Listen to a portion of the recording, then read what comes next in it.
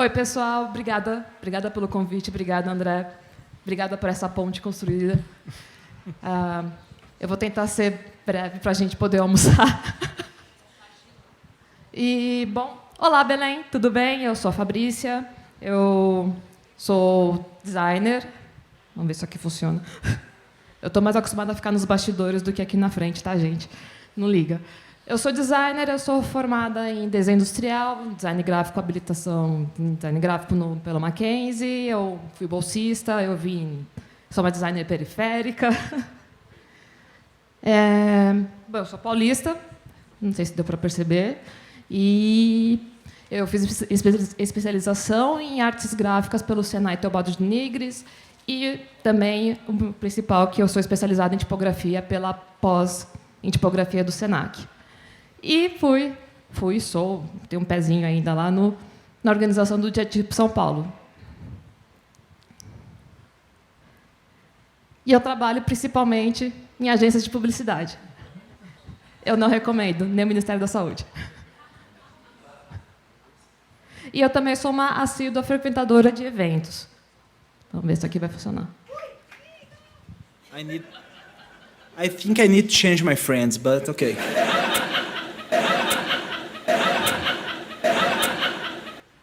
Isso é outra coisa sobre mim. Essa risadinha é minha. O bom de ter amigos é que você pode constranger eles em eventos internacionais.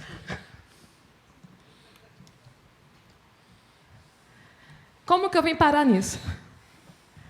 Quando eu comecei a estudar tipografia, quando eu entrei na faculdade, não tinha uma matéria específica para tipografia. Era uma coisa que a gente via bem por cima, no meio das matérias de metodologia do design. Mas, quando eu descobri a tipografia, eu quis saber muito mais sobre aquilo. Só que, lá em 2004... não tinha muita coisa, não tinha muita informação. Quase todos os livros que a gente tinha estavam em inglês. E, bom, ainda hoje não é uma língua que eu domino, então era tudo muito mais difícil, muito mais complicado. E é por isso que eventos como o Diatipo hoje são tão importantes, para a gente poder reunir o máximo de pessoas, fazer essas conexões, fazer essas trocas. Mesmo hoje, com todas as informações, eu acho que isso aqui que a gente tem hoje, isso aqui ainda é imbatível.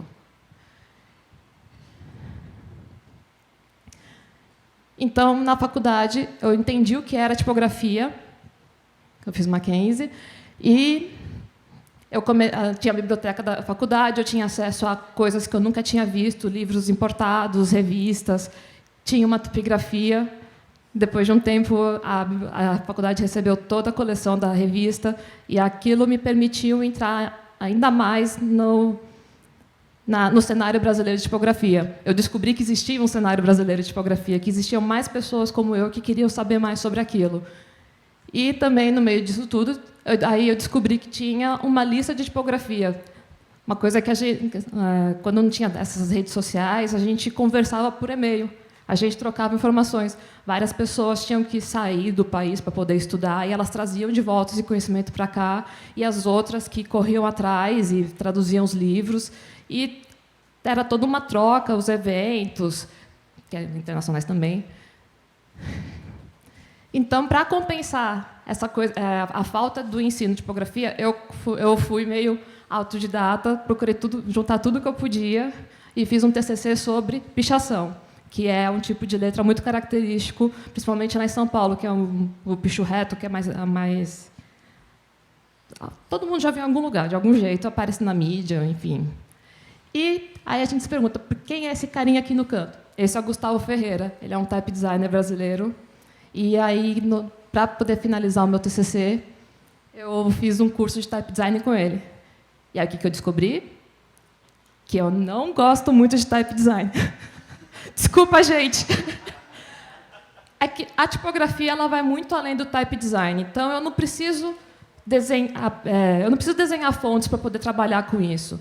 Então, eu preferi ir para o outro lado. Eu prefiro trabalhar com a composição. Afinal, a tipografia é um dos principais pilares do design gráfico, do design, enfim. Então, eu preferi me aprimorar nesse ponto e não ficar batendo cabeça com uma coisa que não é a minha expertise. Eu entendo a teoria, eu até pratico, mas os meus amigos são tão melhores aí. Tem tanta fonte no mundo. E aí, nessa caminhada, um belo dia, eu descobri um evento chamado Diatipo. Era um evento pequeno, eu acho que tinha 60 pessoas no máximo, era um evento gratuito, não tinha coffee break, quase não tinha estrutura, porque tudo isso aqui tem um custo financeiro, e se não tem um custo financeiro, vai ter um custo emocional. Alguém se matou para fazer isso. Então, esse foi o primeiro Diatipo que eu fui, e eu descobri eu consegui ampliar ainda mais os meus horizontes, eu descobri ainda mais uma porta de durante um dia as pessoas vão se juntar e elas vão conversar sobre um assunto que eu amo e que é tão difícil de entender, de conseguir informações. E aquela ali sou eu, no cantinho, participando desse momento histórico. Esse foi um dos primeiros Diatipos que teve lá em São Paulo. Foi o segundo, basicamente. Eu tinha comentado da lista de tipografia, era uma lista da Sapiens. Era um fórum feito por e-mail. E, impossível de sair, tinha o ditado que a gente falava. Todo mundo entra, mas ninguém consegue sair, é impossível de sair, enfim. A gente só saiu quando a lista acabou há alguns anos. Tipo, o servidor morreu, não sei o que aconteceu, mas acabou um dia. Yeah. Só assim para sair da lista. A lista que saiu da gente. E aí eles começaram a fazer uns encontros informais, uns churrascos, ir nos botecos. E aí a coisa começou a ficar um pouco menos informal. Eles decidiram, ao invés de conversar bebendo cerveja, primeiro conversar num auditóriozinho acadêmico, depois beber a cerveja, que é importante. E assim começou o Diatipo, começando aos pouquinhos, ele foi crescendo. E aí a gente foi continuando nisso. E aí tinha essas conversas sobre como continuar estudando. Então, ou você era autodidata, ou você tinha proficiência e muito dinheiro para poder viajar e fazer uma dessas especializações que tinham lá fora. A UBA, a Reading, a KBK, a Reading na Inglaterra, a UBA na Argentina, a KBK na Holanda. E, bom, para mim, isso era impossível. Mal e mal a gente podia cogitar a UBA, e quando eu estava cogitando a UBA, teve o Diatipo 12 e fizeram uma pesquisa sobre quem se interessaria em cursar uma especialização em tipografia aqui no Brasil. E, para mim, era uma chance única. E aí deu tudo certo. Se num evento de tipografia você não conseguir um número de pessoas interessadas no assunto, desiste. Mas deu. Aí eles conseguiram convencer o Senac a fazer o curso. Aí abriram as inscrições, eu me inscrevi, não fechou a turma. Aí no semestre seguinte abriu de novo, aí fechou a turma. Essa foi a primeira turma da pós em tipografia do Senac. Da primeira, única e, por enquanto, última especialização em tipografia no país. Ela durou 3 turmas e depois acabou sendo desmembrada em alguns cursos livres, assim. Mas ela era muito legal, porque como a gente tinha toda essa experiência do exterior, a gente foi tentando adaptar para o Brasil tudo que a gente poderia. Então, a gente tinha as aulas de desenho, as aulas de estrutura, aulas de caligrafia, a gente tinha a observação dos materiais para discussão, a gente fazia visita técnica nos lugares. Essa é a oficina tipográfica de São Paulo, que é um pouquinho maior que o laboratório do Bug. Aí a gente fazendo fonte. Para mim, foi bom explorar o curso, porque eu já sabia que eu não queria fazer type design, ao contrário de 90% da minha turma. Que também, no final do curso, alguns deles também... não, desenhar tipo não é para mim não também. Enfim.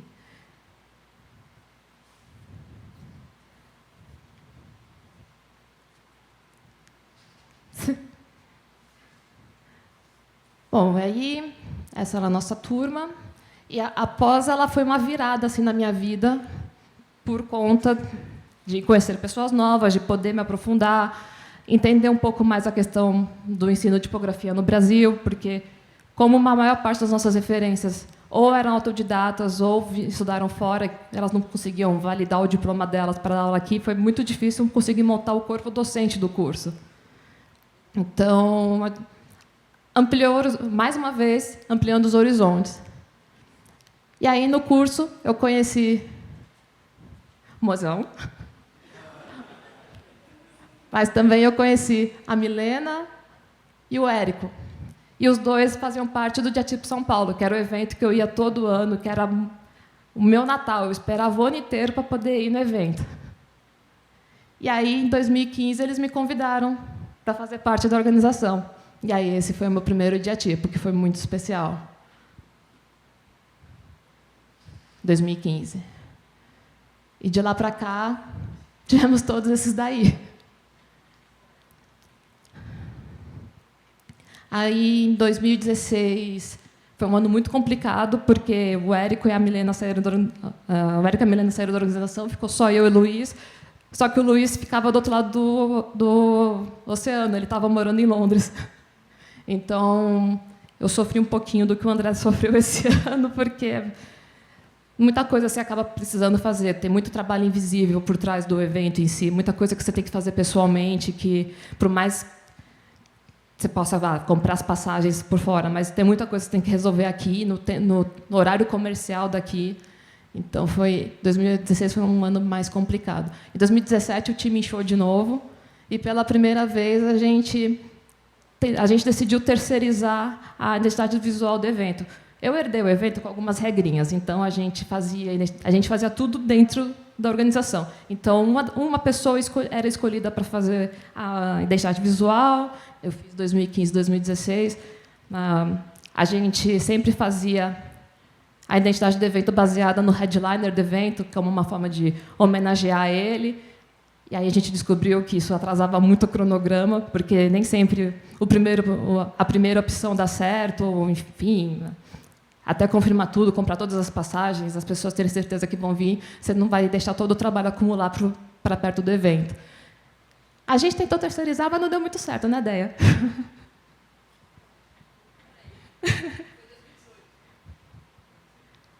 Esse aqui foi com o Júlio, é verdade. A gente tentou terceirizar e já viu que não deu certo nessa, porque o Júlio teve que fazer. Aí, no ano seguinte, a gente tentou terceirizar e conseguiu a parceria com o estúdio da O. Só que aí a Deia fez quase todas as peças também do mesmo jeito. Aí 2019 funcionou bem melhor, que aí passeio, assumiu. A gente precisou fazer uma pecinha ou outra. Desculpa, Flora, por tudo. Aí, em 2020, 2021, a gente sabe o que aconteceu, mas está apagadinho porque eu não deixei de trabalhar. Afinal, tem muita burocracia para fazer um evento desse tamanho. E 2022 é um ano muito importante porque a gente voltou ao pós-pandemia. Então, o nosso tema naquele ano foi o reencontro, porque, para a comunidade tipográfica, para a galera daquele corredor, do corredor sudestino, esse reencontro presencial era muito importante. Apesar de, em 2020, os órfãos do Diatipo São Paulo terem criado o DTX, que é a versão online do evento, não sei se algum de vocês aqui deve ter participado. Bom, o André, com certeza, né? A gente tinha muita falta do encontro em si, do presencial. E aí, 2022 foi esse ano do retorno e foi a minha despedida do evento. Eu acho que tá bom, né, gente? Um slide inteiro de eventos realizados.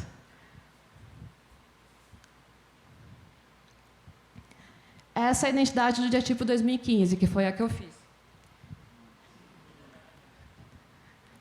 A gente tinha um tema que era Caminhos da Tipografia. Então, cada cor representava um caminho. A gente dividiu em 4 temas editoriais para facilitar um pouco a curadoria, porque a gente não queria que fosse só um amontoado de palestras. A gente tentou costurar um tema que fosse mais ou menos comum a todos eles, ou pelo menos ter uma linha narrativa.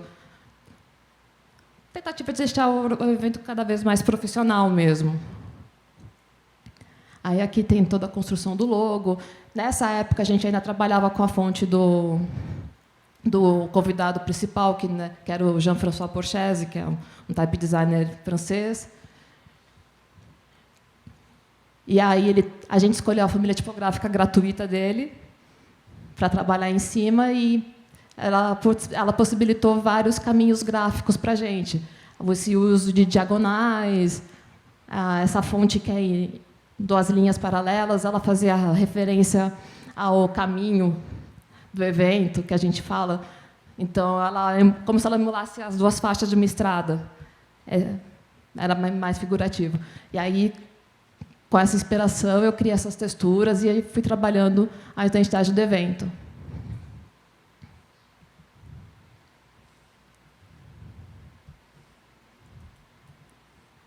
Aí aqui dá para ver melhor a diferença editorial. Nos posts que tem, nos posts gerais, eles têm todas as cores. Nos posts de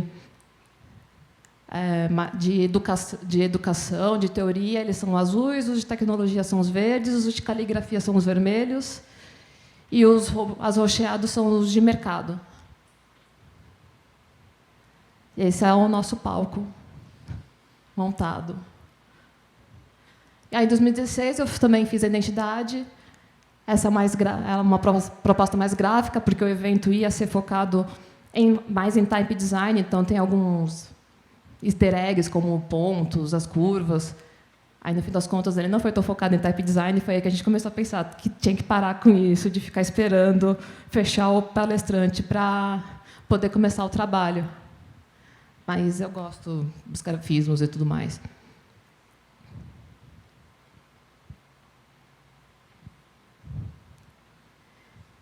E aí tem os impactos gerados pelo evento, né?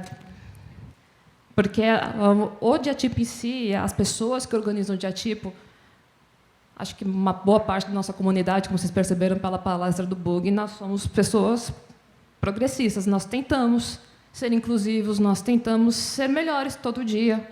Então, a gente se preocupa com diversidade, acessibilidade.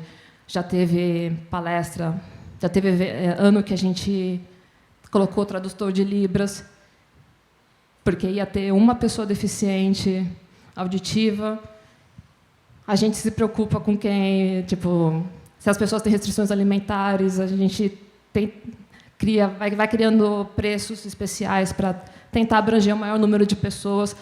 Porque até pouco tempo antes de eu entrar no evento, eu era estudante também. Eu sabia como era difícil juntar a grana para pagar o ingresso. E um evento assim precisa de fundos para conseguir acontecer.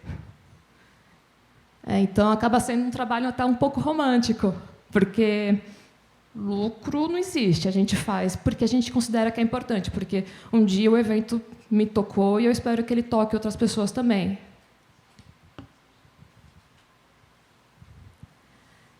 E, ao longo do evento, ao longo dos anos, as pessoas foram entrando e foram saindo, e aí a gente criou um conselho para meio que nortear algumas ações, para tentar unificar o que é o diatipo, porque qualquer pessoa, em qualquer lugar, pode organizar um diatipo. Só que é um nome que ele já carrega uma história, ele já tem uma marca.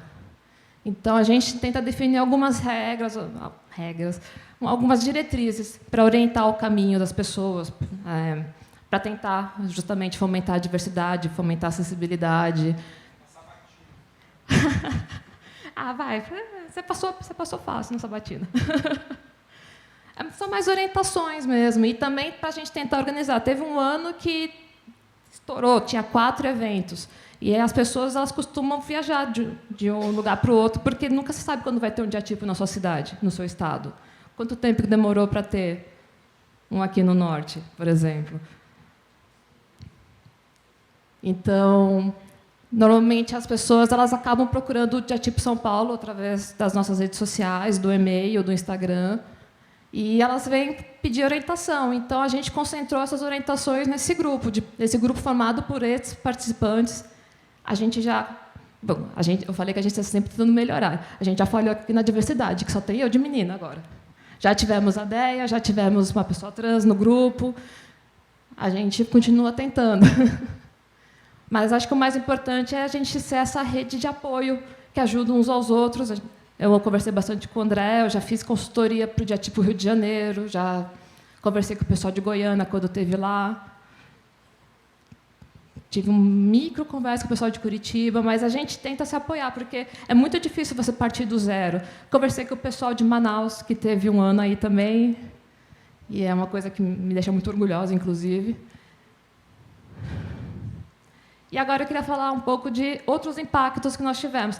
Além do, como eu falei em 2012, que de um Diatipo nasceu após a tipografia, a gente tem outras histórias pequenas, mas histórias muito marcantes para mim, como a história do Johnny, que é um designer de São Paulo. Para quem escuta podcast, ele faz as capas do Braincast, é um designer premiado. E aí, em 2017, o DJ Aro, o David Jonathan Ross, ele veio palestrar em São Paulo e ele apresentou a fonte variável dele, a FIT.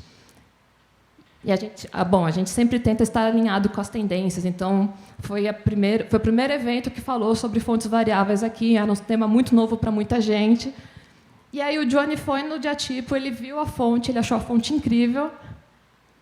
E aí ele criou esse projeto de cartazes usando a FIT como essa textura gráfica. Está ali em cima o nome das fontes que ele usou. E aí ele inscreveu isso no BID e ele foi premiado. Então, é como se fosse essa vitória um pouquinho nossa também, porque a gente fez essa ponte entre dois designers incríveis que talvez nunca fossem se trombar no meio de tanta informação na internet. Também tem o caso do Cadu, que ele é da segunda turma da pós-tipografia do Senac, e aí ele fez um revival de uma fonte chamada Grotesca Reforma. E aí ele palestrou no Diatipo para apresentar o trabalho, porque a gente sempre quis dar palco para as pessoas da pós-tipografia, para as pessoas poderem ter um primeiro lugar, um lugar de destaque merecido. E aí o pessoal do Estúdio da Oca, o Estúdio Incrível de São Paulo, que já fez Identidade do Diatipo São Paulo em 2018, junto com a DEA, eles viram o trabalho do Cadu, eles entraram em contato com ele. Essa Grotesca Reforma, que é uma fonte variável também, ela tem vários pesos, enfim.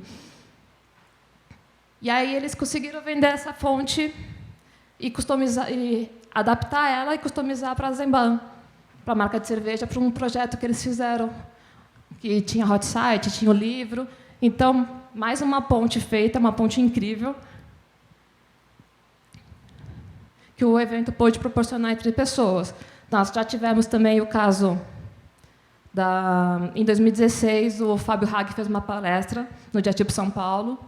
Aí, no ano seguinte, o Henrique de Belém do Henrique de Manaus assistiu essa palestra, entrou em contato com a gente e decidiu fazer o evento lá, e a gente assessorou até onde pôde. E aí o evento aconteceu. E aí, finalmente, teve um Diatipo aqui na região norte. Isso foi em 2018, eu acho. Aí tem o nosso caso. Meu amigo André mandou uma mensagem para o Instagram do Diatipo perguntando como é que a gente podia fazer as coisas. E hoje a gente está aqui, tendo esse sábado lindo. Eu espero que todo mundo esteja aproveitando.